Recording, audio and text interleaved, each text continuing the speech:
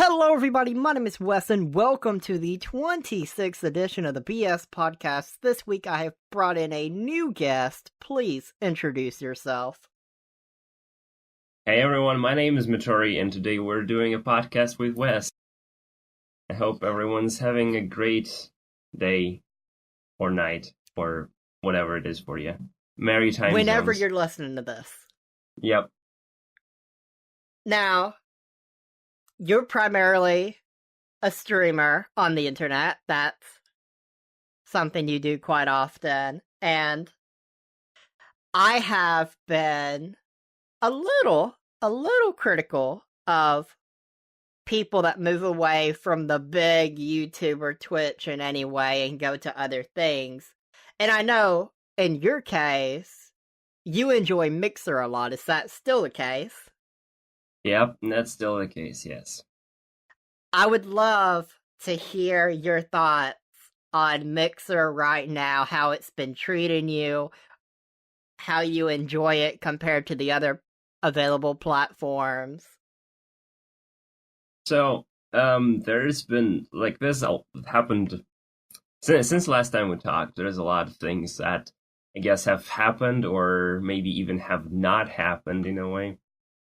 Because on one hand, I am absolutely floored by technology that Mixer has, and the community is very friendly and open to newcomers and helps out a lot. And that's what I try to do as well. I'm always there for anyone who's interested about Mixer. I'm always there to help them out and to set everything up, to explain some quirks that it may have, or some features that are maybe not as obvious and stuff like that.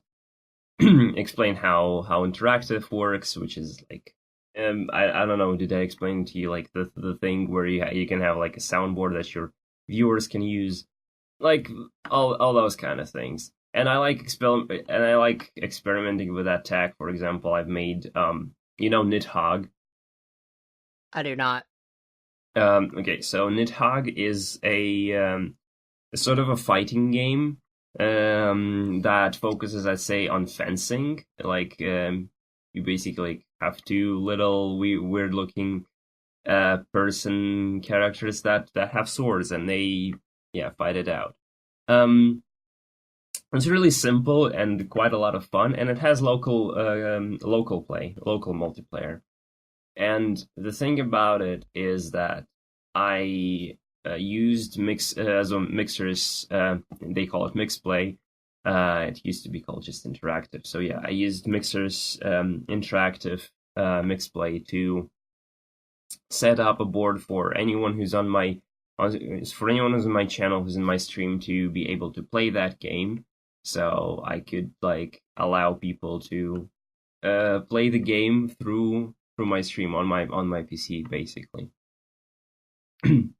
Which is that's interesting. Yeah. So the tech is absolutely something that drew me in. And yeah, just talking to people in real time and not waiting like 5 seconds before you get an answer is truly, like, I cannot go back to other services, and like I get so annoyed really quickly by when people just don't answer me, and then I remember, all right, the delay. But that's like the good stuff, that why I'm still there, I guess. And like some people I've met, they're really fun, and like some people I've met through wait, what was I saying? Sorry, I lost my train of thought. People you've met through Mixer? Yeah, they've been great, and I'm right now like a part of a very interesting community, which is not like a stream team. Well, it's a gaming community that has a stream team, and right now they're also broadening their horizons into like other platforms like DLive and Twitch and that kind of stuff. I don't think they are looking at YouTube because it's more of a streaming thing. But yeah, and they work with developers, and they work with with different sizes of streamers, and that's really cool. And yeah, that's one thing I'm working on. I'm trying to get a collaboration between us and Icepick Lodge, which is a Russian game development studio, which is coming out with their new game, Pathologic 2, release soon. Yeah. Very cool, very cool.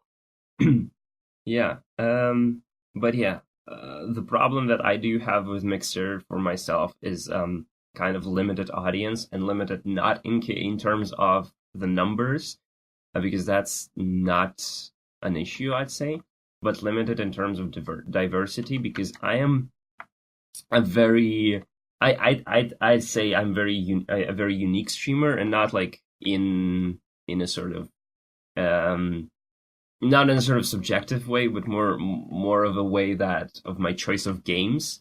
Like, um, rarely you would see a person who goes for all those different kinds of games like I do, that range from like indie platformers to CS:GO to Persona 5, and niche AAA to indie to big AAA titles to to competitive esports titles, and that's like just people like usually would focus on a niche, focus on something, but like I or on a single game, but like I get bored with that.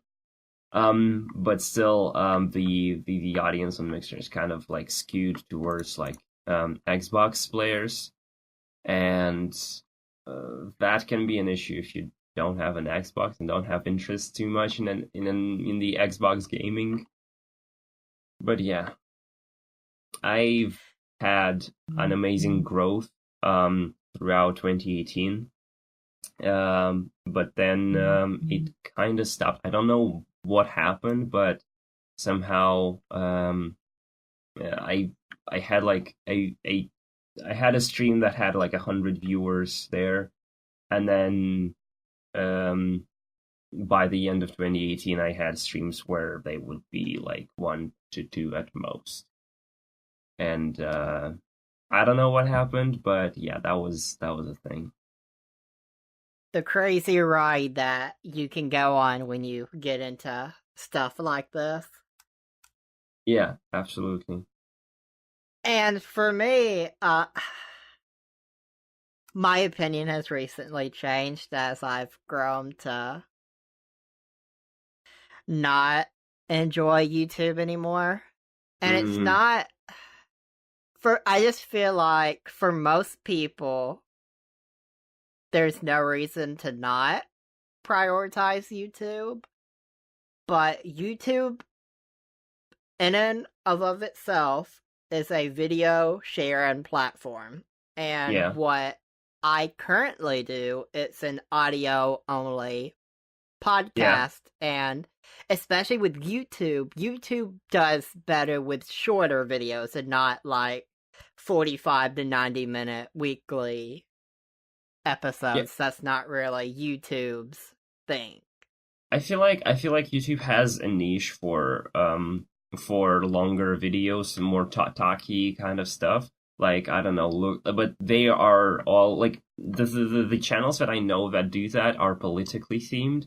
Like, there's Left Tube and there's like Ultra Tube and all that kind of stuff, and they do pretty long videos, from like I'd say for at least 20 minutes and up to like hours, hour and a half, that kind of stuff, and they do pretty well. And that's the thing, that they are politically themed, which might be not for everyone. But otherwise, as far as I understand, YouTube likes like videos between 10 and 25 minutes. The more you keep the viewers on the site, the happier YouTube is. But then again, you cannot keep some viewers for longer than these like 10, 15, 20 minutes. Yeah, and for me, as I went through episode by episode, and I look at the analytics, And one of two things has to be happening. Either their analytics are inaccurate, or the people that I trust that say they watched these episodes and can tell me stuff that happened in those episodes, it doesn't add up with the analytics. It'll be like, oh, this only has this many minutes watched, but this person can tell me stuff that happened throughout the episode. So these two don't mix. One of them Okay. is lying to me, and I don't think it's the person that can tell me what happened in a podcast episode Yeah. compared to. And so that's frustrating, and it's like, Yeah. you think about the search engine optimization, and if you think about how does that work with a 45 to 90 minute podcast that talks about a variety of things, you can't just be like, oh, we talked about Beyond Meat's doing plant-based food instead of meat, and have that be the SEO, because that's only like 5 to 10% of the episode.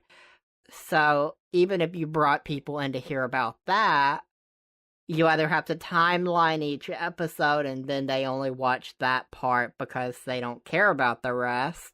Oh yeah. It just doesn't make sense.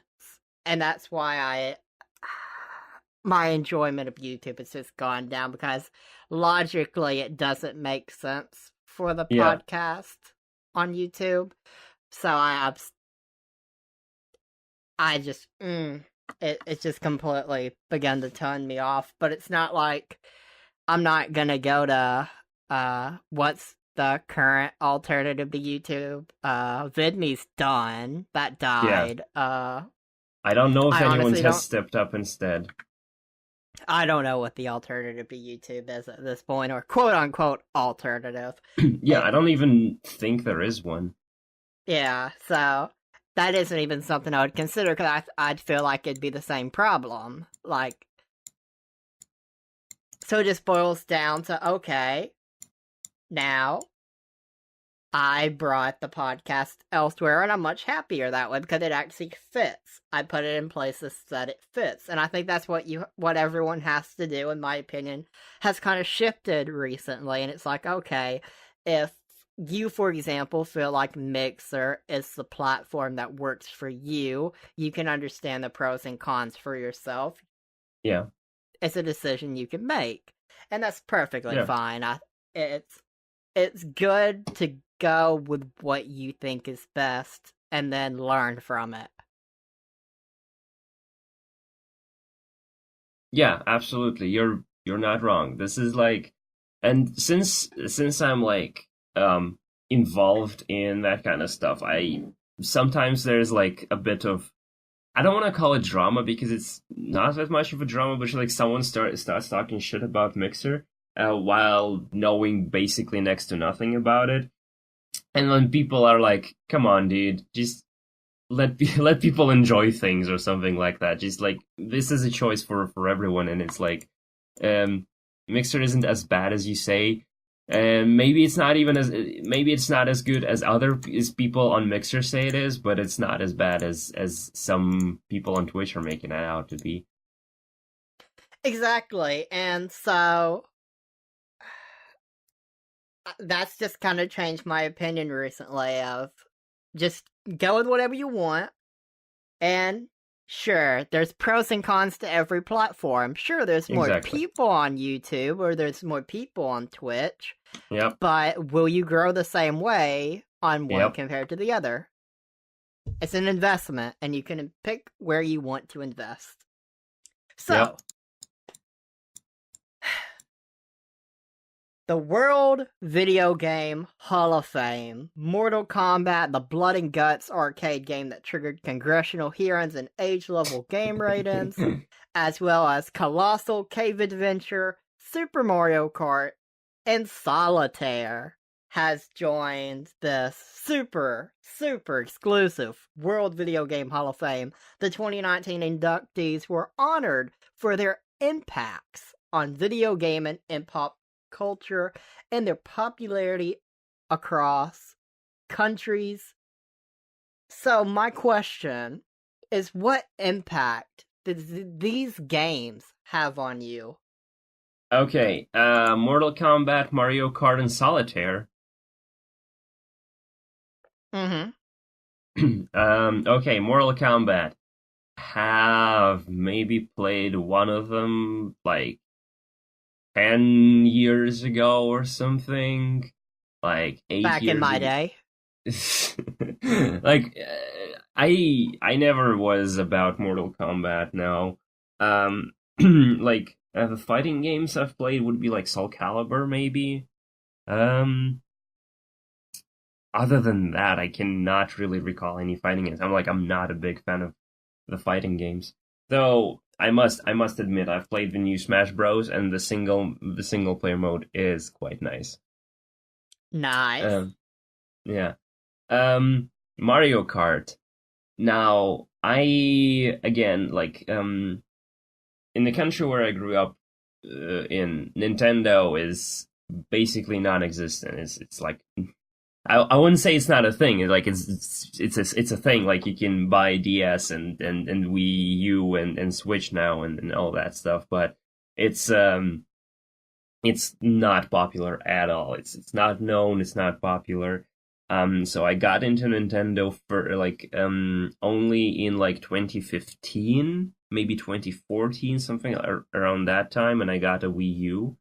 And Mario Kart 8 would be like yeah, basically the first Mario Kart I've played, and it's great, and it's been a blast, and it's basically a go-to game whenever I can play games with somebody, and yeah, this is Mario Kart is awesome. I haven't played the older ones. I've played Mario Kart 7 on the 3DS, and that's it. And yeah, I've played with my sister. I've played with my friends. Yeah, it's definitely a game to keep in mind if you have friends, I guess. Um, and Solitaire. Now that's a weird one because I probably have played it like during IT classes in school because I was bored or something because I was done with whatever I did. But that didn't last long because I promptly discovered how to install Doom and play Doom on a school PC, and yeah, I didn't install it at that point.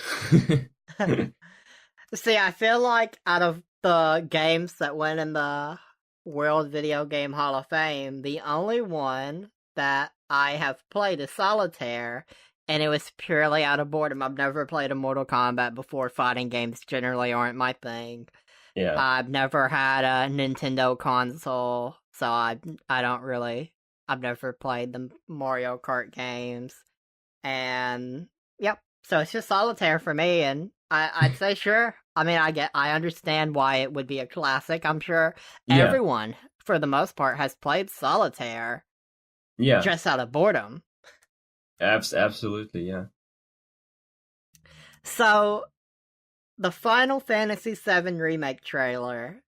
yeah. Going into this, I didn't know we were getting a Final Fantasy VII trailer. I guess no one did this week, but I recently tried playing the Final Fantasy VII original game, The original, huh? and I gotta say, I see the charm, and I'm currently, and we'll talk about this in a moment, that I have been playing a lot of older games, going from like the 80s to working my way through the years. Cause I From the wanna, 80s. yeah, I pick out the popular games that I should play and be like, oh, well, I don't like this game, or, well, and it's not that I think these are bad games, but I hold a 2019 standard to these games, and it's Yeah, extremely hard for them to yeah, compete. And it's not like, oh, I need super fancy graphics. I need this and that. But I have bare minimums. yeah, And once you go back far enough, the bare minimums are not hit. So it's just not yeah. for me. There's a lot of quality of life improvements that were made over the years, and a lot of like just things 100%. that are convenient, and like you just play those older games that like you're confused. Like for example, it's so hard to go back to games that don't use checkpoints or auto saves, and like you just forget that you have to save. Or like every game nowadays, just like you exit the game and it saves automatically. And another big thing for me is I want you to explain shit. It shouldn't be, okay, here are a ton of items. We're not really gonna help you understand this. Figure it out. We'll give you an option to read like a couple sentences, but that's about it. We're not gonna really tell you what magic does, and I'm strictly talking about Final Fantasy at this point. They don't explain shit. None of the ones I've ever played has explained shit. And that really bothers me because it's like, okay, I don't understand, and the game itself is not telling me. And then you have the active combat thing, and that's a turn off. Yeah. And then I had a bad Final Fantasy VII experience, which kinda was another reason I didn't get too far into the game before putting it in the I didn't finish column. But I see. with the remake, I'm excited to play it because they took away the active combat thing, that the turn-based thing. I never liked that idea for any game that I've played so far. As far as I understand, it's going to be the same combat as in Final Fantasy 15, but I may be wrong. It looks really good. The voice acting sounded good. I am excited for the remake. I'll play it for sure. I'm also planning on playing it, but I don't know if I'll get around to it. If it's gonna be on a platform that's convenient to use, i.e., PC or Switch, then yeah, sure. If it's gonna be on PS4, and it's probably gonna be like a PS4 exclusive again, and I'm like, I don't know. I'm not a big fan of using the home consoles, just because like it's an interesting way. Like this a friend of mine has put it very well, very succinctly.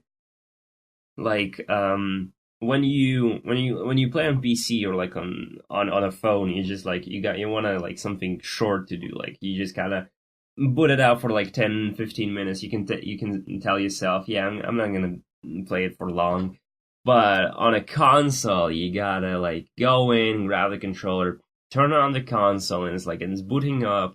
And you boot up the game, and it's loading, and it's like a commitment. You have to sit down and like play it, and like, you expect it to take a lot of time and all that kind of stuff. And yeah, it's kind of hard to do that commitment.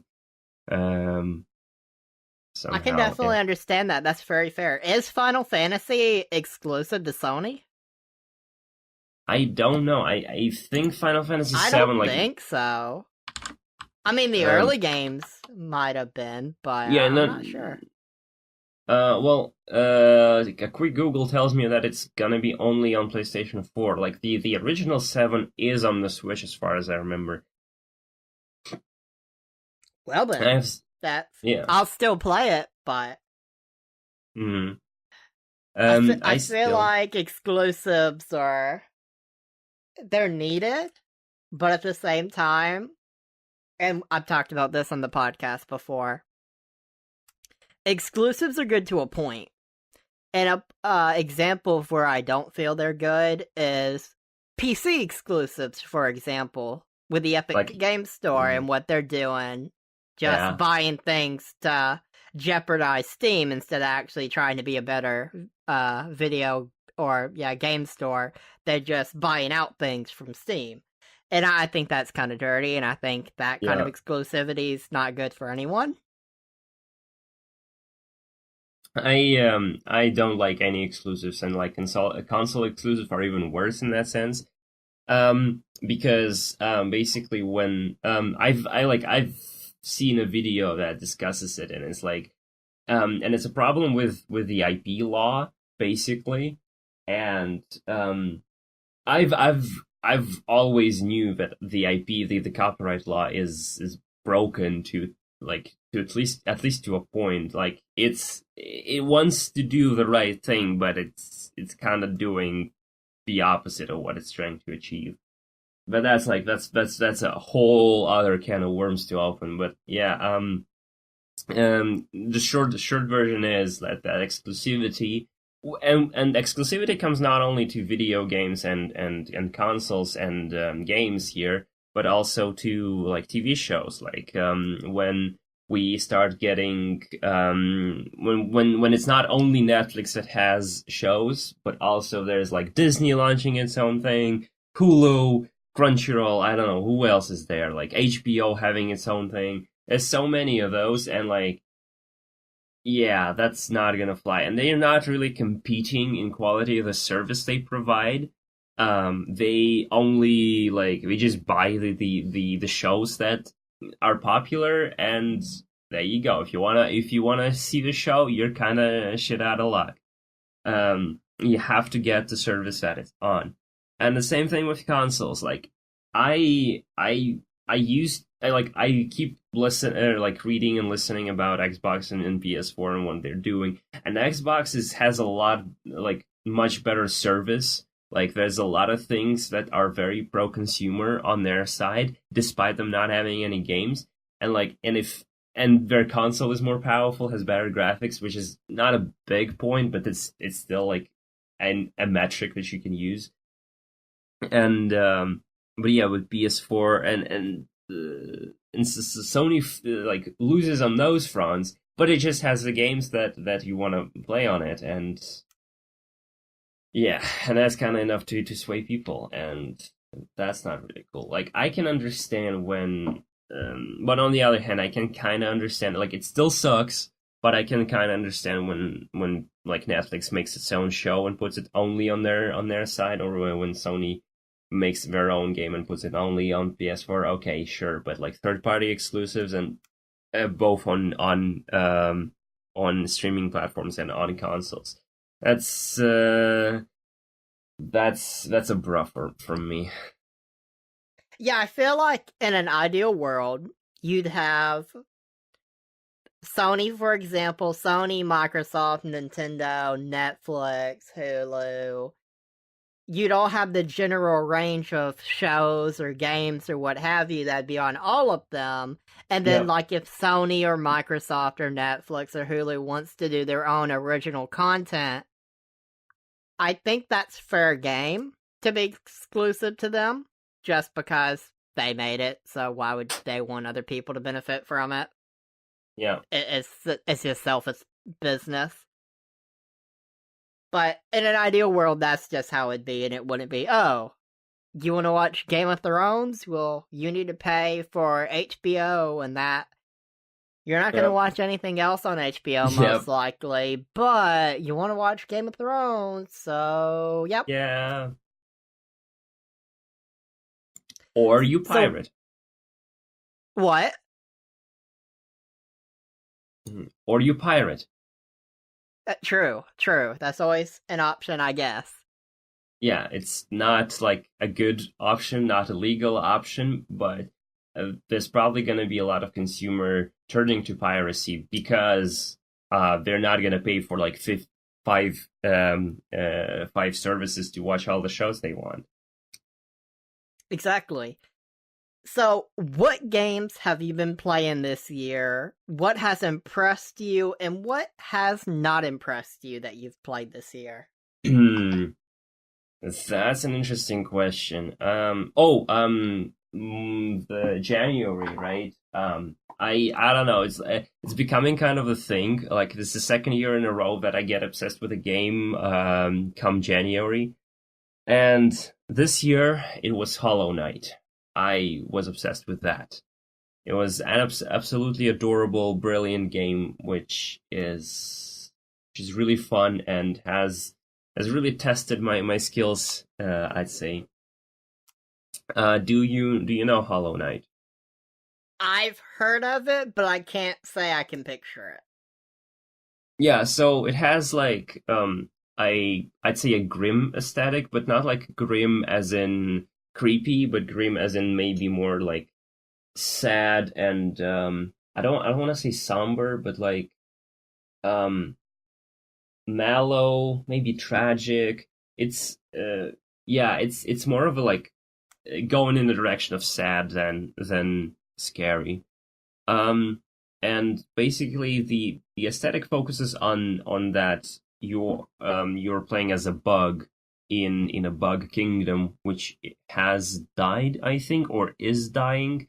There are like small remnants of that bug world, and you travel through it and you learn the story, what happened to that kingdom, kind of like Dark Souls style in a sense. And there are some mechanics that are borrowed from Dark Souls, but it's like I don't really like the comparison comparing Hollow Knight to a Dark Souls. I think it's more of a Metroidvania with upgrades and bosses and enemies and all that stuff. There are some similarities, of course, but it's I Yep. wouldn't say that it's like very much influenced by it. What What games else have was there? not impressed you? Yeah, I actually would forget the games that would not impress me. Huh. That makes sense. Yep. But also, I don't know. I also rarely play games without first checking first that I would like it. Uh, oh, then I had like a city building phase where there were like a couple of games where I played because I wanted to um to build cities. Oh, and then Enderal. Oh my God, I was so impressed with Enderal. Now that's a classic that everyone should play, but no one has. Jeez. Have you heard of Enderal? Nope. It's I am a a total. professional gamer. No, it's okay because it's like not a lot of people have. Um, like it's a total conversion mod for Skyrim, and it has its own story, its own world, its own lore. And the story, I really enjoyed the story, and the writing is amazing. Like I really enjoyed the writing in this one. It's just like the this I guess it's not a screenwriter. It's just like script writer, or what do you call it? Just a writer, I guess. Like he like the man deserves a fucking medal. Uh, like it's amazing. Games that have not impressed me. I'm looking at my screen, and like Apex Legends. Huh. Everyone's like I really like their quality of life improvements, but it's not my cup of tea. I liked Titanfall. I do not like Apex Legends. Sorry. I've never played Apex Legends, but I've watched multiple hours of it from a Hmm. streamer, and Oh, I don't like it. I, for me, like I would rather play PUBG if I had to pick between PUBG and Apex, and just Fortnite. because I've never watched more than like 30 seconds of Fortnite ever. I have no opinion of Fortnite. Okay. But like with what I want out of a battle royal is I want the option to think for a moment and be like, okay, what do I want to get? What do I want to do? And not just be like, oh, Yeah. here we are. I'm launching out of the helicopter. Bam, I'm gonna go here. Bam, I'm gonna grab this. Bam, I'm gonna do this. I want to have a moment to think and breathe. And I, Hmm. I like a slower pace. Obviously, if you give people more time than they need, it's going to turn into camping. But I would rather have that than Apex, which is just you immediately land, and within like 15 to 30 seconds, there's a good As chance you could action. die. Yeah, and I don't Yeah. like that. That's a complete turnoff for me personally. Interesting. Honestly, I would like a strong. I have a 15% max chance of death within the first 90 seconds. All right. All right. And that sounds Maybe unreasonable, but maybe it's you would just a little bit of enjoy. time. Yeah, maybe you would enjoy Ring of Elysium then. It's like a more polished PUBG basically in a way. Now, if you want to hear about the games I've been playing, Yeah, sure. I'm gonna have to disclaimer this if we want to go down that road. Huh? the big disclaimer before I go on this journey and tell you about this, and this is for anyone listening as well. I don't hate these games. I don't think they're bad games. They're just not for me. So if I say it's a bad game, I mean it's a bad game for me. This Okay. is just my Yeah. personal opinion. This isn't the game is bad. You shouldn't play this game. It's just not for me. That's just my disclaimer. So whatever I say, keep that in mind. I don't mean it for everyone else. I just mean it for me. Now, I've been playing, as I was saying earlier, from the 80s to. I'm currently at 1995 or 1996. So, retro platformers, I'm bad at them. They're not for me. And as I'd get through the years, I could see the development, whether it be text boxes in an RPG or just more. You could see throughout the years how gaming developed, and I think that's a really interesting thing. Even if you only play the first Yeah. 30 minutes of a game, there's a big difference between the first 30 minutes of a game from 1987 to 1992. There's a big difference there, and I think that's very interesting. But most games, like dozens of games, it's I play for like 30 minutes to an hour and then I drop because I was Mm. never going to finish it. I didn't really enjoy it for one reason or another. Oh And yeah. big turnoffs for me, as I said earlier, like if you don't explain things to me, like I understand back then you needed the manual, Yeah. but I hold a 2019 standard of things, and that's unfair. I'm willing to say that's unfair, Mm. but that's just how it is. Yeah. My bare minimums are not hit if you're not explaining things to me. I don't need you to walk me through everything and handhold me through the whole game, but I need you to give me the basics and just Yeah. explain the general Explain the things. mechanics. Yeah. Yeah. And And like, so, go ahead. yeah. I was just gonna say that you complained about Final Fantasy VII having that issue, and that's interesting because I wanted to add there that I'm playing I'm trying to get into Final Fantasy IX right now, and I've played a little bit of it, like an hour or so. And it has explained all the basic stuff like right there. Just like there's a character, you come up like and they just basically force the tutorial. It's kind of like very heavy-handed, I'd say, but I mean it does a job. It's like explains everything. And there was even a point where it would explain the mechanic that it has already shown and I have already understood how it works. And then it comes and like 15 minutes later into the game is like, hey, there's this mechanic and it works like that. And I'm like, yeah, cool. I already knew that. Thank you. And so as I'd get through the years, it'd be like, okay, I'm starting to get further into the game. But for me, like I completely I want to build a resume of old games I enjoyed and see who developed them and who published them, just because I want to Yeah. see if there's any coincidence there. Maybe there is, maybe there aren't. I don't know. But it's just something. Why not? I have time to deal with what Yeah. I want. So, but there's been 3 games that if it wasn't for a couple of deal breakers, I would have beat them. Like there were 3 games I really enjoyed more than the others, and if they just a 2019 version, or even if they have remade them, I didn't play the remake. I played the original, and All right. the What plan games is were those? Yeah. all right. So first, chronologically, I don't know which came first. I'll try and go. I think Earthbound came out first out of the 3, Oh, you and played Earthbound Earthbound. Nice. It's a charming game. I really enjoy how it looks. I really enjoy a lot about the game. But the one deal breaker with Earthbound is I absolutely hate the combat.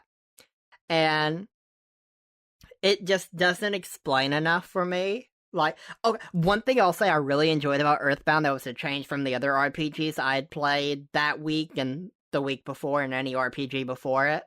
I love the hint guide because if you ever got confused about what you needed to do, or like with some RPGs back then, it'd be like, okay, talk to everyone, figure out where you need to go. But I'd do that. I'd talk to everyone, and then I'd be like, okay, I have a general idea, but I have no idea where it is. I have no idea how to get there. So I'd just explore the whole map and try and do a perimeter check and see if I can find where I need to go. And then I'd just be like, I've spent like 40 minutes trying to figure out where I need to go, and I'm nowhere closer to doing it. And I just keep having these random encounters. So I'm done with this game. That's a deal breaker. Yeah, it's frustrating, isn't it? And then, at least with Earthbound, you have the hint guy. And at first, I'm like, fuck you, I ain't giving you no money.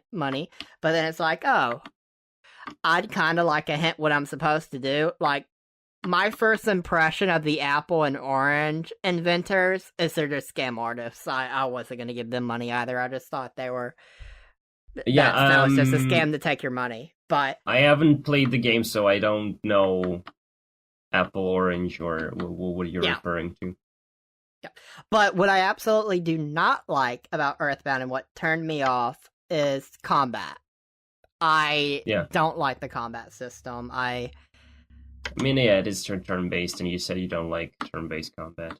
Well, I'm okay with turn-based. Like, I enjoy Pokemon as an RPG. Huh. But with Earthbound, it's like your character would miss and miss again sometimes. And I never understood why. Like, if you tell me, oh, you can do this attack, but you'll miss sometimes, or if you use this, you'll miss sometimes, then at least I'd know, and I'd pick what I want to do more wisely than just attack. Oh, you missed. And that was kind of frustrating, and then I just didn't enjoy the combat, and it just completely turned me off from wanting to finish the game. But if it wasn't for that, I absolutely would have finished Earthbound. And the second game is the original Crash Bandicoot. Uh-huh. And the deal breaker there was the controls, and with some old games, you just run into bugs sometimes that... It's just an old game, it happens. Like, you get stuck on this one piece of ground because it's technically a little higher than the rest of the ground, but logic says you can walk over it, but it's not that sophisticated, so you can't. And that kept screwing me over, and the controls were screwing me over, and I just felt... like, when I play, I have the remastered versions on the PS4, guarantee I'll beat them all. I'll beat them all. Okay. Without those issues, I'll beat them. And the third game, which has to be the most charming, adorable one of the three, is the original Croc game. Oh, Croc! Oh, I know that one. I have played it. I find Croc to be adorable, and it makes adorable noises. And that... But the controls and the camera are both bad. That's... I've played the game as a kid. I mean, if you played it as a kid, I could see it being fine. But if you're an adult and you're playing it, especially if you've played new games, I don't think you're going to go back to Croc, at least the first Croc. I don't know about the sequels. I haven't played them yet. Oh. And I didn't even know it had a sequel. Yeah, it does. I'm pretty sure. Yeah, I'm 100% positive. But yeah, I don't think you'd go back on it now and enjoy the camera, because the camera, you don't have freedom with the camera. You can press a button to turn around and that'd move the camera with you, but that's about all you can do with the camera, besides wherever it decides to go on its own. And then the controls, it's just like, you can go up, down, left, or right. You can't really do any other direction easily. And then if you try to do something that you can do with a modern game, it just kind of be weird about it, and that kind of costs you. And then with the camera, you'd make a jump, but you wouldn't go far enough because you can't see that with the camera, so you just end up dying because of that, and Yeah. that was a turn off, and that's why I didn't beat that game. But yeah, that's my gaming experience so far. I'm in 1995 or 1996, so I'm gonna keep playing games because I want to build that resume. But right now, my resume is 0 games. I'm still waiting to hit the year that we hit my bare minimums and I finish a game. Ah, that's a very exciting journey you're on. It I is. I feel kind of bad though. Like when I quit multiple games in the course of like 3 hours, I do feel I'm bad, but I know it's not going to work out. Yeah, but I mean, yeah, I don't think you should feel bad, but I can definitely understand why why you would. If you could remaster any game so it had today's graphics and general improvements, which game would you remaster? Um, I'm honestly like I'm honestly really looking really hard at Doom, but I don't know if it needs it, and I would like really rather go for a different game that actually needs remastering. Because Huh. Doom can get its remaster from fans and stuff, um, but there are games that probably can't and stuff. No, I would also love to see Morrowind on like running properly because I absolutely hate how Morrowind is running, but there are so many people who swear by its writing, by its mechanics, but it's like by stuff that's good in it, and the stuff that's bad is just really bad by today's standards. So it's like really hard to get into it in 20. Like I even tried it like 5 years ago. And it was already hard after like Oblivion. Before Skyrim, it was already hard to get into it before Skyrim, at least for me. My first Elder Scrolls game was Skyrim, and that's both a great thing and an awful thing. I really enjoy Skyrim. I understand it has flaws and it's not the best game out there, Yeah, but I've poured hundreds of hours into that game, and I'll pour hundreds of more hours into that game because I personally really enjoyed it. I yeah, and then when I have Oblivion and I've tried playing a bit of it, and it's hard to go back. It's easier to go forward. That's why I yeah. started in the 80s and I pushed forward. That way I can play these older games and not critique it as if I just played Skyrim and now I want to play Oblivion or going even further back to Morrowind. Yeah. No, absolutely, that makes sense. Which is like So, I think you would enjoy Enderal because I'd argue that Enderal has better writing um and better what do you call it? I lost my train of thought. It has better writing and it has better what was it? Uh Yeah, you're gonna. Yeah, I think if you enjoyed Skyrim, better voice acting. That's what I wanted to say. You're gonna. I think you're gonna enjoy Enderal if you play it. Like it has like things that are different from Skyrim, but generally it's the same game. It just has a different story. I once was an adventurer like you, but then I took an arrow to the knee. Yeah.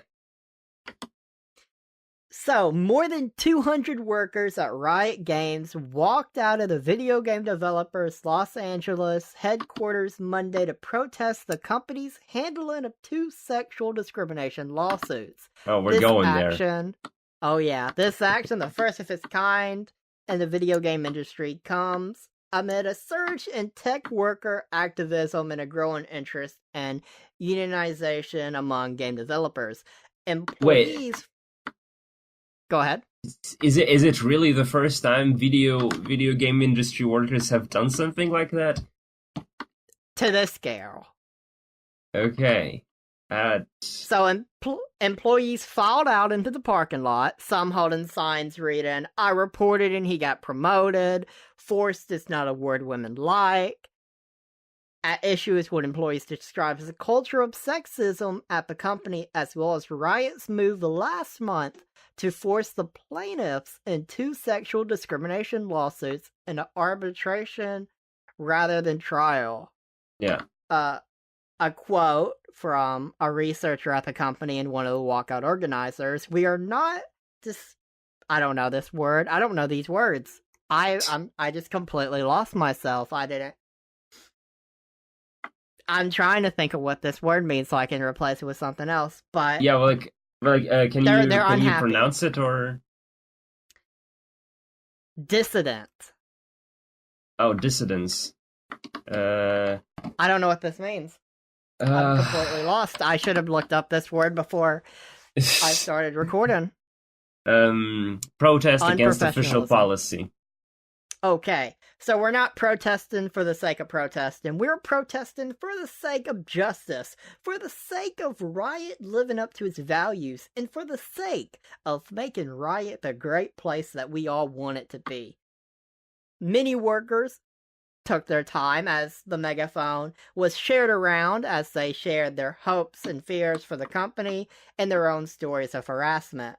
Another quote from another worker: "I believe there is a better future for rioters. I believe that Riot has been making progress, but I am quitting in 2 weeks because I was failed by the internal investigation process. I'm quitting because I am uncomfortable walking around campus, because I don't want to see certain people who, in my mind, were saved from real consequences because they were protected by Riot." As the demonstration neared its end, the organizers set a deadline for the company to respond: May 16th, the next scheduled all-hands meeting. It's not an ultimatum so much as a suggestion, but unless we have a clear commitment from leadership, you will hear from us again, said one of the walkout organizers. This is not the end of a conversation. This is the beginning of a conversation. So Riot is having a lot of fun dealing with this right now. So rioters are rioting, aren't they? Yes, that's the best way to summarize this. As there's a legitimate issue, and people at Riot are doing what comes naturally, and hopefully they come to a resolution. Yeah. Good on them. Like, honestly. Good on them. Yeah, I feel like another thing that these developers needs to protest against is we've heard a lot about it recently, about the amount of crunch that they have to work, these super amount of hours leading into the game's release to finish stuff, to do all this tedious crap. And I think that's what they need to also be fighting against across many, whether it be Rockstar or what have you. Yeah. I think that's the next thing they need to be targeting. That's I agree with you. I don't think you're wrong about that, yeah. Are you a fan of Capcom? I mean, they are doing good stuff. I also should not confuse Capcom and Sega.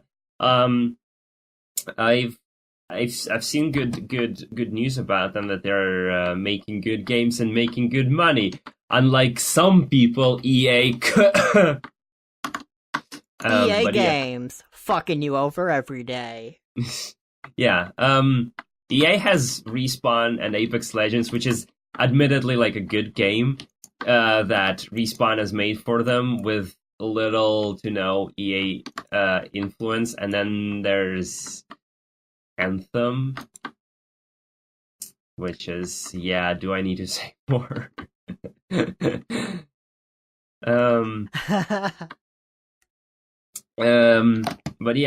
Capcom, I don't think Capcom has many games that interest me personally, but like I can recognize that they're good on them, that they are making that they're making good games, like Resident Evil 2 and Devil May Cry 5, and what was else? Monster Hunter World, which Oh is yeah, Monster Hunter Capcom's World. best-selling game of all time. It has shipped over 12 million units. Oh, has it now? Awesome. Yeah, it's good for Capcom. Honestly, I have praised Capcom. I really enjoy what they're doing with the Resident Evil franchise. They're trying to make up for the lackluster couple of games they had in a row. They're trying to make up for that. And I really appreciate that. I think Capcom is trying to be one of the good guys. I mean, they're just trying to make money. Yes, these things go together.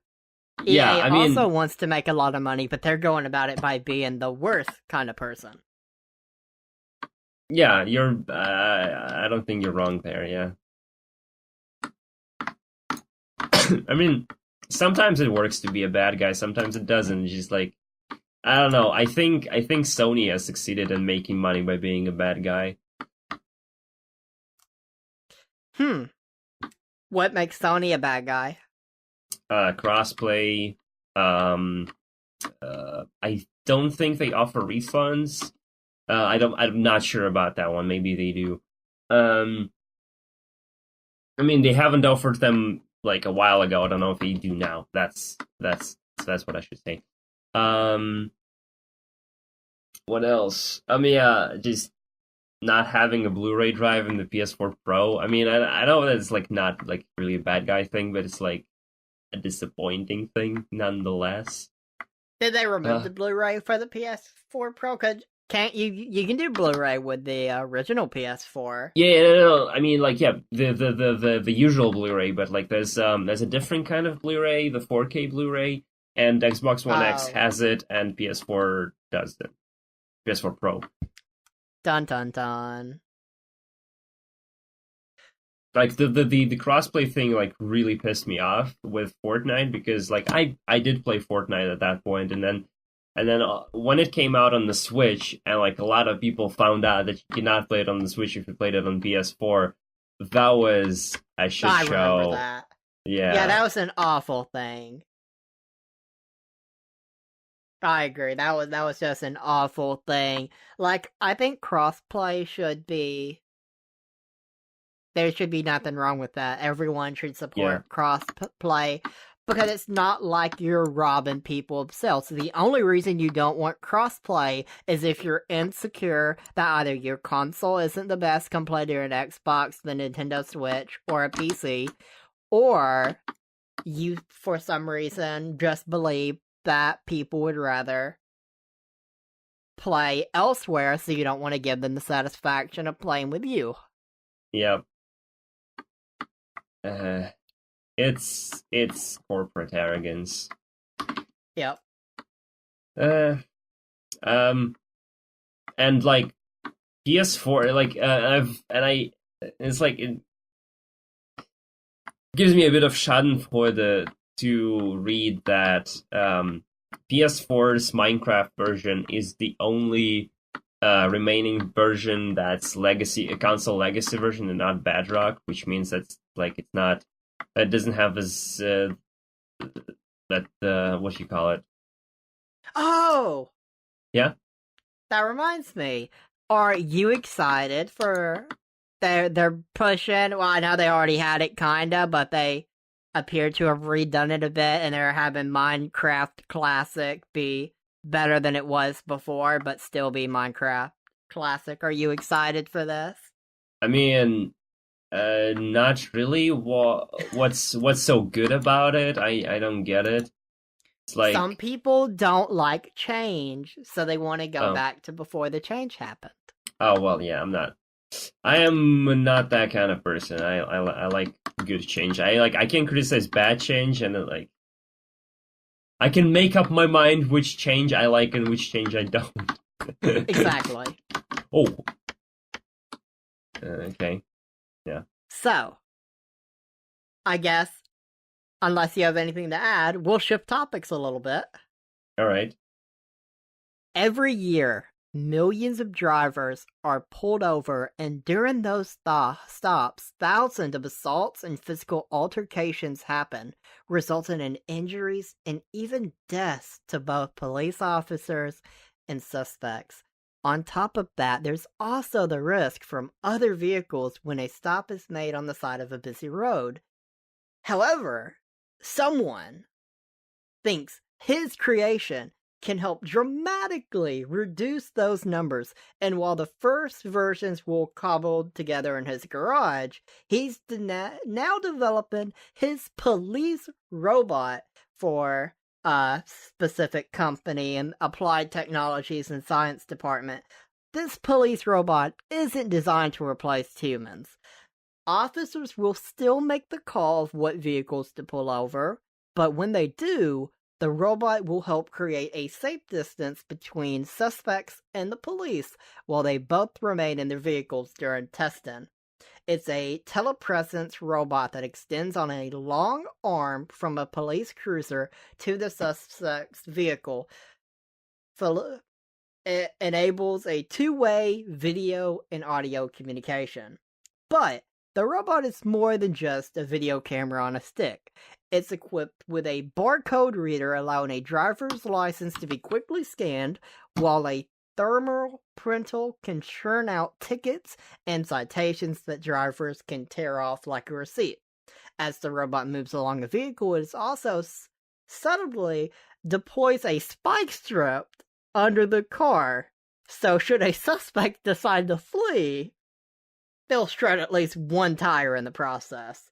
The robot certainly won't cut down on rage incidents. It's safe to assume that irate suspects will be even more inclined to lash out at a camera on screen shoved in their face. But replacing the bot is easy. Replacing an officer is not. Now, I want to know your thoughts on this robo-assistant for the police. I have not heard of this before, but I guess we're getting closer to this, and I'm gonna send you a link, like a link in Discord, because that's the first thing that came to mind when I heard about it, and it's just like, yeah. That honestly, that's not super far off from what it actually looks like. Like, that is pretty much right on. Big Bang Theory nailed it. Like, now, what's truly hilarious to me about when I read that is, what kind of asshole has a robot put spike strips in front of tires before you even know if this is going to be a problem person or not? How are you going to get those spikes removed? Does the cop have to get out of his vehicle and be like, hold on, you didn't do anything wrong, but my robo assistant here decided to put strips in front of your tires, and if you would have drove off, your tires would have been fucked. But don't worry, let me remove them. How is that going to go over well at all? Yeah, that sounds like a totally unnecessary additional step. That'd be like if the robot held two guns at the person when they approached them. Something it's like unnecessary.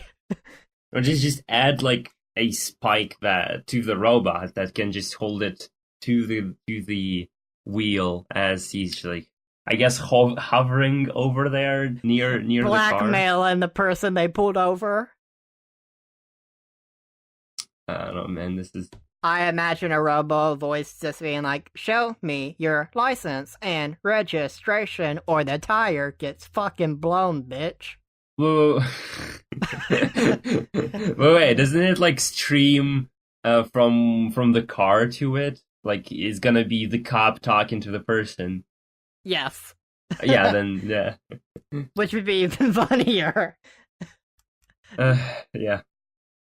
Robot use horn attack. Amazing. Yeah. But yeah, the Big Bang Theory robot thing, pretty much dead on. Yeah. Not very far off at all. Just imagine it attached to the police car, and it slowly slides to the car in front of you. And it raises up. and they put a hat on it. I don't know why they put a hat on it, but they put a hat on it. So it isn't as intimidating, I guess. I guess. But, oh my. Like, jeez. What's the police situation like where you live? It can't be as crazy as it is in America. I'm gonna be honest, I don't really know because I don't drive myself, and I honestly don't read a lot of news. I like local news. I'm trying to get into local news, but it's a slow process for me because I'm so used to reading everything English in English. Yeah, what do you... It isn't the same, but I only look at news both in the United States and worldwide the day before I do the podcast. I get all my news consumption then, and I use Reddit because Reddit compiles everything, and the best stuff is sometimes on the top, but I honestly, I don't think I usually bring up topics that has the most upvotes because I don't really care about most things. I bring what I find interesting, which is common sense, I guess. But I enjoy reading it. I used to dislike Reddit, but last year I started browsing different subreddits, and man, I'll just listen to a podcast and scroll Reddit reading various subreddits. It's crazy. I'll spend hours at a time doing this. Oh yeah, that's understandable. But yeah, but like I don't know too much about our situation, but I know that in general, like it's considered that people here are much more like I don't know. I don't want to say responsible, but calmer drivers, and like in general, there's still like people who are not going to be very calm about driving and stuff. Something like that. And talking about like crazy news is like I think in my like basically what translates to a state. They opened the first electrical only road, if I'm correct about that. Which only electrical cars can drive there, which is pretty cool. Interesting. Yeah, so America, we're gonna slash your tires with a robot. Germany, we're gonna give you a road where you can drive with your Tesla. Yay! I don't drive either, so I guess I won't have the privilege of experiencing the assistant robot to the cop. Oh. Do you watch many shows? Many is a very like do you watch any shows? Yeah, I do. I'm trying to follow Game of Thrones, though. Like it's like I get annoyed every Monday. Like I go on Twitter and like everyone's talking about Game of Thrones. I'm like, oh geez, gotta download Game of Thrones so I don't get spoiled and stuff. That's sort of annoying. But otherwise, just like stuff that's on Netflix, I'd see it. I've seen their new bonding thing, which was kind of funny. And what was it? What was else I seen? Something also from Netflix that like I think that's The Umbrella Academy. Yeah, that one. I hear a lot of good things about that. It's interesting. Yeah. Interested in a good way or interested in a wow? Yeah, it's in a good way interesting. Like yeah, I'd say so. And Dirk Gently's Holistic Detective Agency. I've seen that one recently this year. Have you watched Gotham before? No. I watched the series finale, and I'll say I liked the show more than most people. I'm not really a Batman fan. I'm not. Okay. I enjoy the Batman Arkham games. I don't really like the movies. But I really like the prequel. concept that Gotham ran with. I thought it was really good, but during the first season, we heard from the people that made it that they're going to do it up until Bruce becomes Batman. And that's what they did. And Okay. it didn't occur to me until the very final episode that the show being good was purely a fluke, because the final episode was like, you have this great show, and then you crumple it up, you throw it in the fireplace, and you watch it burn in the final episode. I, I I gotta say, I don't like. I don't get why is it so hard to finish a show well? Because I feel like so many shows just just I don't know, suicide themselves. Like, why can't you write an ending to a movie but not to a show? Exactly, like, sometimes you have a show that ends early, like Z Nation. Don't know if you've ever watched it before. I really loved it, and I hate that it's come Uh, to an end. what was it again? Z Nation. I've never heard of it. I really enjoy that show. I don't know if it's on Netflix or not. It may be, but if Okay. it is, if you're not, unless you hate zombies or you hate things that don't take zombies seriously, this show doesn't really take zombies super seriously. But it's I a don't know. great show, in my opinion. Uh, I would really recommend it. I talking talking about taking zombies seriously. What was it called? Um, the games, the movies from Edgar Wright. Uh huh. Do you know Edgar Wright and his movies? I'm aware of who he is. I don't specifically know his movies. I'm not a big All right. movie person. Okay. Just like you mentioned it, and I had to remember because it was like Shaun of the Dead, I think it's Oh, there's this I zombie like that movie called. movie. Yeah, there you go. He's brilliant with what you call it, with mm, uh visual comedy. There you go. Yes. Shaun of the Dead is one of the few movies I can look back on and be like, I did enjoy that movie. And it's not that I dislike movies. I dislike when I watch a show, I don't feel like it's required for me to always be paying attention the whole time. But with a movie, I always feel this pressure to always pay attention the whole time, and I like small breaks. You like what? I like small breaks when watching something. Ah, Not, oh, let me pause this and take a breather. It's just like, oh, uh, while what's watching is perfectly fine, nothing super important's happening, so I can look at my phone, check something real quick, check Twitter, see what's happening on Twitter, and all that. But with a movie, I don't feel like I can do that. all right. Yeah. I can't say I don't understand that. Yeah. So, for me, when it comes to what I'm watching, I'm watching a lot of shows right now. A very few shows I think are super great. Like the last season of The Walking Dead. I know a lot of people don't like The Walking Dead for valid reasons. It's had its low points, but the last season of The Walking Dead I really enjoyed. I enjoy Impractical Jokers. It's a comedy show on True TV. I don't know what channel that'd be for you. I don't know if True TV exists where you are.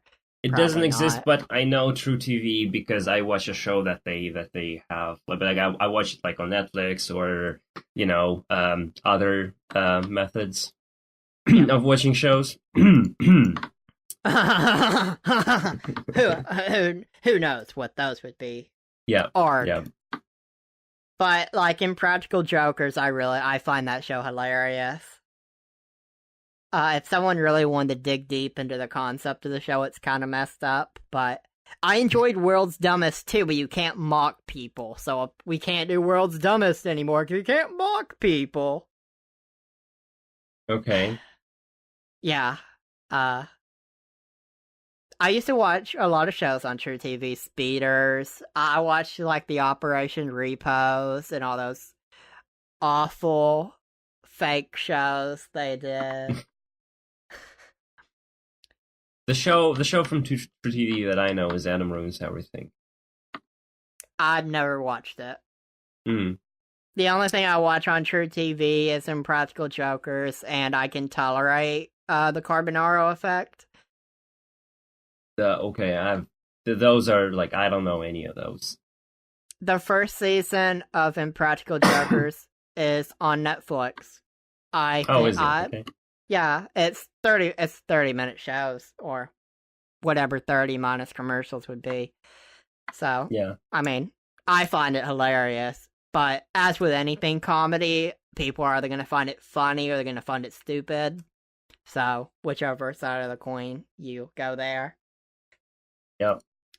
But like, I really enjoyed The Walking Dead. I'm enjoying Game of Thrones for the most part. No spoilers. Yeah. But I mean, I've yeah, seen all four episodes that came out.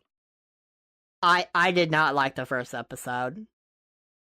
I don't remember it already. Exactly. That's the point. It didn't do anything politically. It didn't do anything action wise.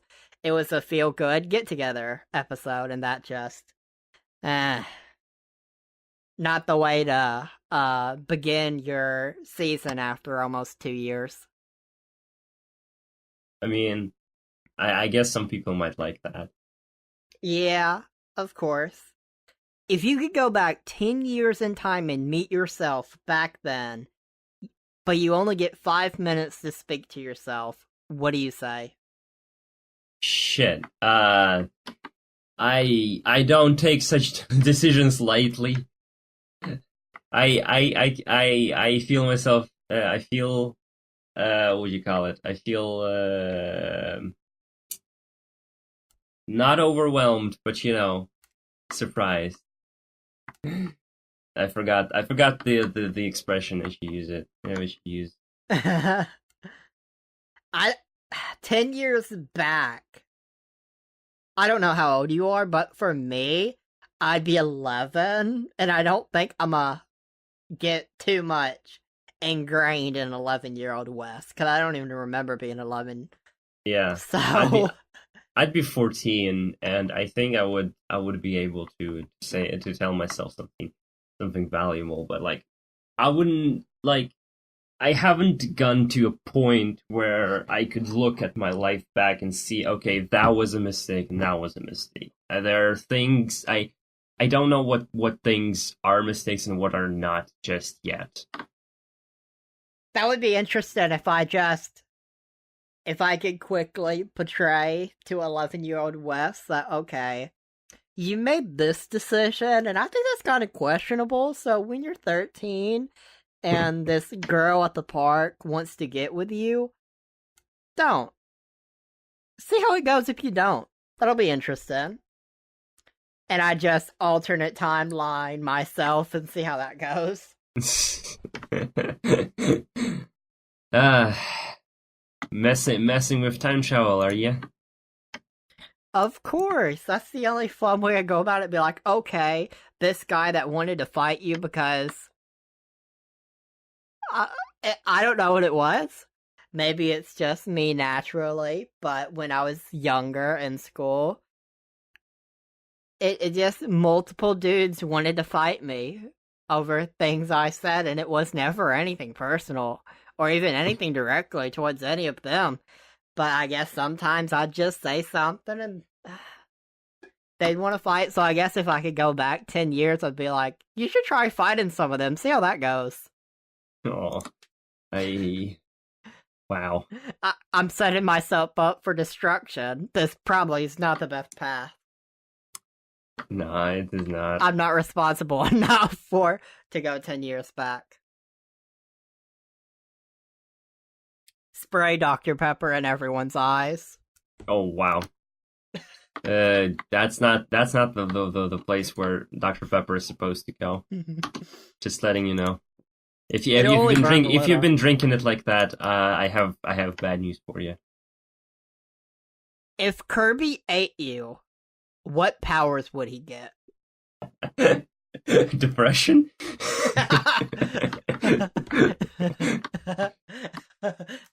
What a power.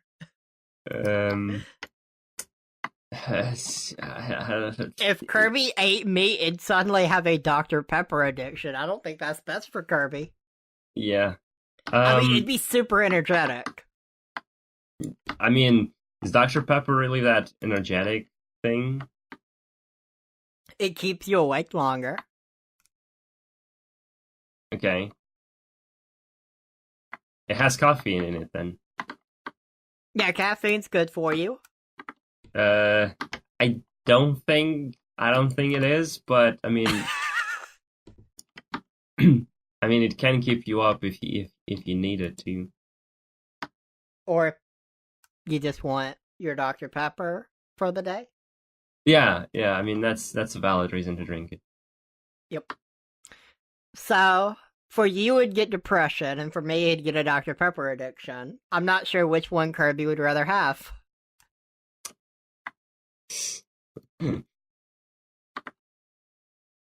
Probably yours, because it could probably deal with that eventually, but if it goes back to its universe with a Dr. Pepper addiction, it's not going to have any access to Dr. Pepper, so that won't go well.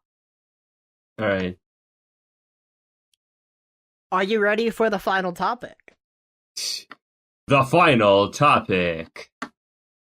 This is a light-hearted game that I've done for a few weeks now. I really enjoy it. I enjoy when the guest has fun with it. That's the key. You want to have fun with it. Yeah. So, you are about to decide the fate of these incredibly talented criminals. Are you ready for this very important task? Uh, what do I do if I don't know the criminal you're referring to? I'm going to describe the criminal and what they did, and you Okay. decide what their punishment should be.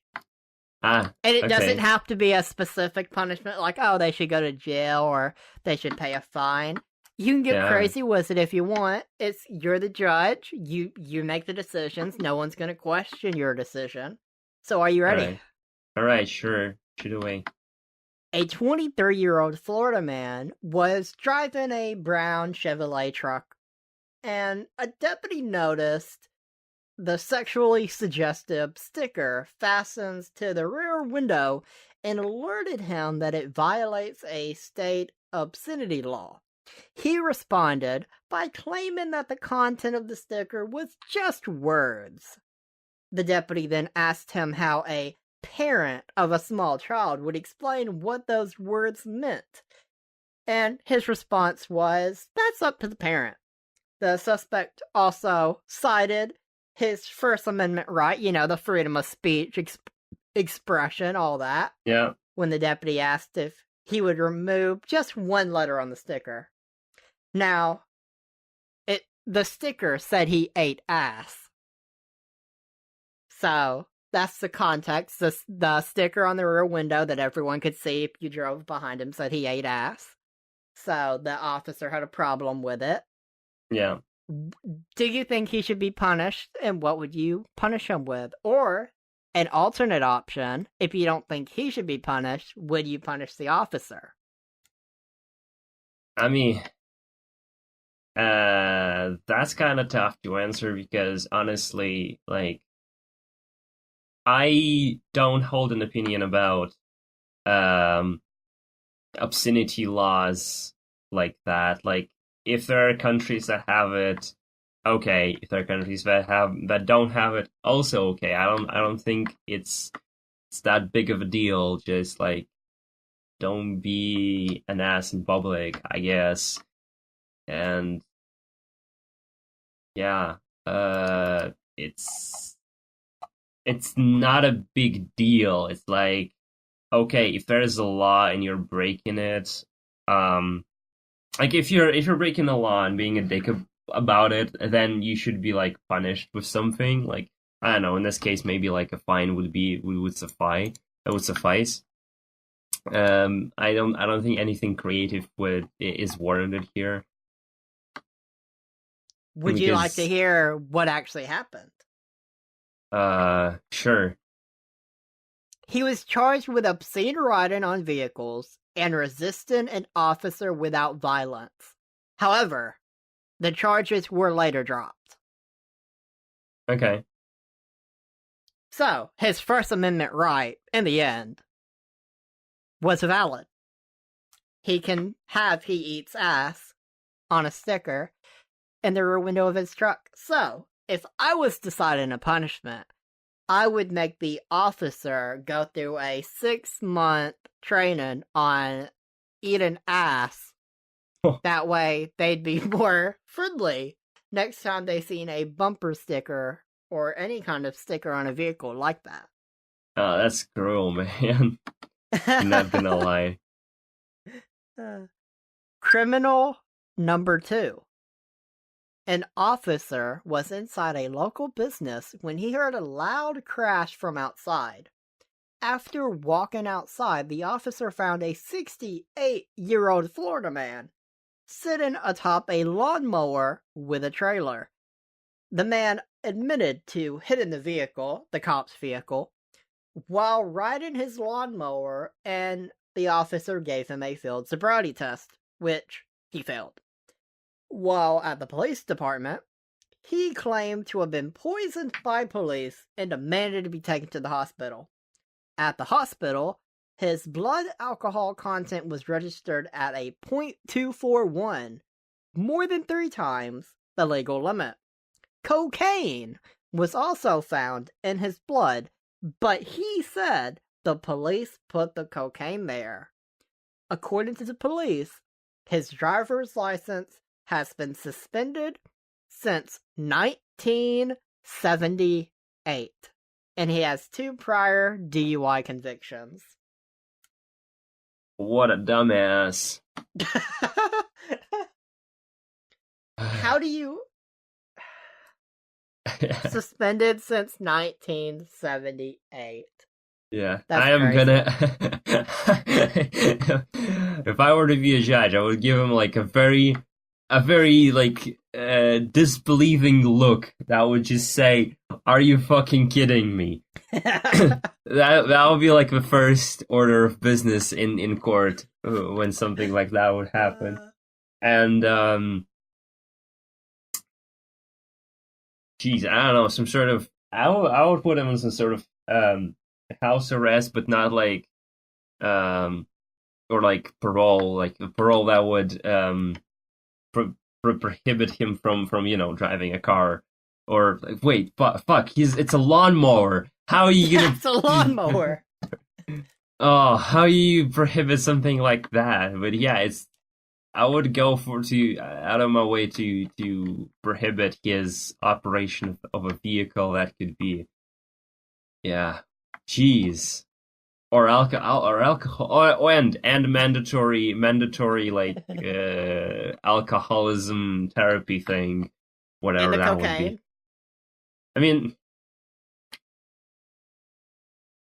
I don't understand the story well enough to see if there is like a drug rehab is necessary or not.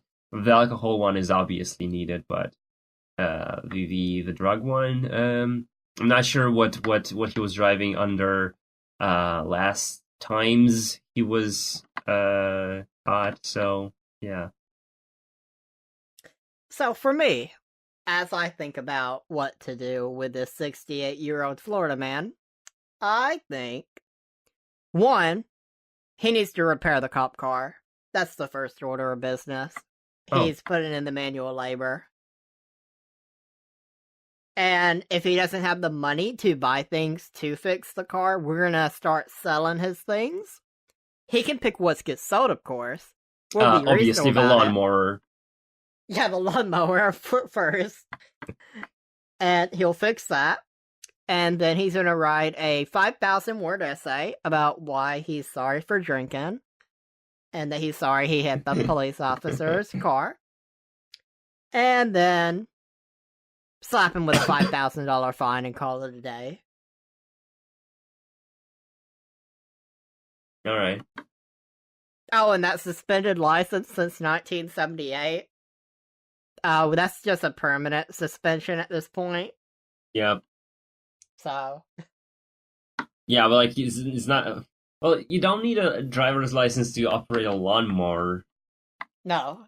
but you would probably need it if you're gonna drive in the street. Yeah, I agree. I agree. So Are you ready for the final criminal? yeah, okay. A 65-year-old Florida man invited police to come look at the marijuana plant he had growing in his yard. Deputies responded to a call early in the morning on April 2nd when an older man wearing briefs and an open shirt waved them down and invited them onto his property. He told officers that he wanted to show them something. Officers says the man was smoking pot when they arrived and proceeded to lead them to the corner of his property where a marijuana plant was growing.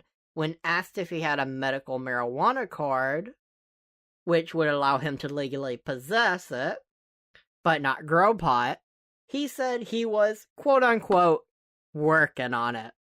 Undeterred, he asked officers to smoke a bowl with him, heading back towards his home to grab a pipe. The officers didn't like that, of course. They did not want his marijuana. And they placed the man under arrest and charged him Obviously. with growing marijuana. How do you feel about this? What a dumbass. That's two I dumbasses. yeah, I don't know. These stories, man. I'm just incredible. Absolutely incredible. If you ever go to America, don't go to Florida. Keep in mind, all Yeah, three criminals were Florida men. Yeah, I already figured that one. I already know enough about America to avoid New Jersey and Florida. Yes. Crazy stuff goes down in Florida. So far I've been to California, Massachusetts, and Washington D.C. And how has your experiences been there? It's yeah. I honestly haven't learned a lot about ins and outs of America of that time, like because a lot of the stuff was like cared and worked for, and recently, like in a couple of years, like in the recent, okay, maybe not a couple of years, but like since I started reading American news and American stuff and all that stuff, and getting interested in American politics, and especially in the 2016 presidential election, I've learned that you guys have a lot of stuff that's fucked. And like, Correct. I am just, yeah, yeah, I wouldn't want to live in America now. I can't believe you wouldn't want to live in the nation that has Donald Trump as the president. uh, Now, yeah, the scenario with the third criminal. If Yeah, he well- offered you marijuana as the judge to let him off the hook, would you accept his offer? wait, whoa. Give me a sec. I need like a. I need a meme to just. Yeah. Okay. This is this is very it's very accurate. But yeah, he gets the same incredulous look that says, "Are you fucking kidding me?" And this look as well.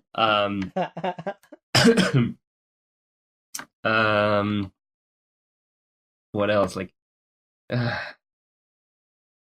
So You you're will saying be- you would not accept his marijuana offer? no, obviously not. And he would be forced to work at like community labor at a marijuana plant that makes medical legal marijuana for patients of whatever conditions marijuana is helping with. Can I add to that? Sure. But if he ever tries to smoke it, someone has a cattle prod right behind him and it'll shock him with it. I mean, cattle prod is probably like as a bit inhumane even for America. Oh, shots fired! I know. But some just like if he tries to smoke it, just he has to do the community service for longer and 20 push-ups. 20 push-ups. Yeah, that sounds a bit more appropriate. Yeah. I imagine a drill sergeant just walking behind him and yelling at him, "Get on your knees, give me 20 push-ups right now." Something like that. And then everyone around him is just being like, "Oh man, what just happened? Why is there a drill sergeant here and why is he yelling at this poor guy?" So, how have you enjoyed your experience on the BS podcast? Sure. Tell everyone where they can find you. You can find me on the internet, probably. So basically, I'm a mixture streamer, and I also sometimes pretend to make videos on YouTube. So youtube.com/Mitori, mixer.com/Mitori, easy peasy. All the comms, no TVs in there. And otherwise, I think streamer links, just one word, no spaces, no anything. Streamerlinks.com/Mitori is gonna have more links to me, like my Twitter, my Tumblr, my I don't know, my what do you call it? My SoundCloud. Obviously, we have to drop our SoundCloud links. Or I forgot what the other social media was, and it would have been such a good joke, but I forgot what it's called. The one that died. Vine? with the music. TikTok? No, it didn't die. Oh, I don't know.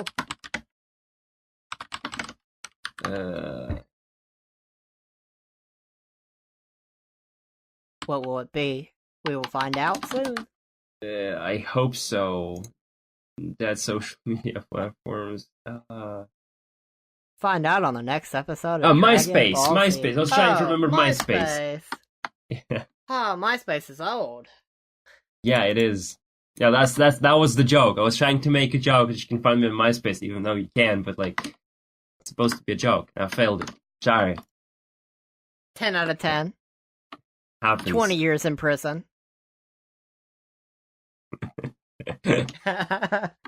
Well, the links will be in the description down below if you're watching on YouTube. Otherwise, if you're listening on Spotify, iTunes, wherever you listen to this podcast on, just go to the link he said. Basically, whatever you're going at, Twitter, Twitch, Mixer, YouTube. Twitch was a bad example. Force a habit. Mixer, most important. Yeah. Mitori is going to get you there. And if you've enjoyed this podcast, anyone listening, be sure to share it. The podcast can only grow if people share it. And I really enjoy doing this podcast. And if you would like to help keep the podcast running, you can go to patreon.com/Wesocracy and tip as low as $1. Every little bit is appreciated and helps me keep the podcast on Spotify, Apple Podcasts, and all of those wonderful places. If you tip $5, however, one of the benefits is I will write you a song and sing it on a future episode. And trust me, I am a 10 out of 10 singer. So, wink, wink. Peace out, everyone.